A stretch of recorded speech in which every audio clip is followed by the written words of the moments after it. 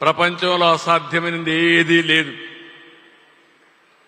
దానికి దుబాయ్ ఒక ఉదాహరణ. ఎప్పటికప్పుడు ఆలోచన విధానంలో కూడా మార్పులు తీసుకురావాలి. నిన్నటి వరకు మీరు చూస్తే అబుదాబి ఎక్కువ ఆధారపడింది ఆయిల్ ఎకానమీతో ఆధారపడ్డారు.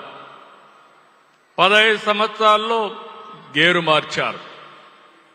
ఆయిల్ ఎకానమీ శాశ్వతం కాదు కాబట్టి నాలెడ్జ్ ఎకానమీకి పోవాలని ఐటీకి ప్రాధాన్యత ఇచ్చారు.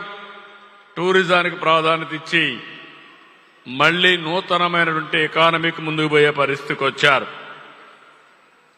అందుకే నేను ఒక మాట చెప్తున్నాను, కుండాళ్ళందరినీ అక్కడ మనవాళ్ళకు కూడా చెప్తున్నా, ముందు మరి కష్టపడక్కర్లేదు, స్మార్ట్గా పనిచేయాలి, తెలివితేటలతో పనిచేయాలి. 30 ఏళ్లకు మునుపు ఎవరూ ఆలోచించలేదు. ఒక రైతు బిడ్డ, ఒక కూలీ బిడ్డ, రైతు కూలీ బిడ్డ ఐటీ ప్రొఫెషనల్ అవుతారని ఎవరు ఊహించలేదు.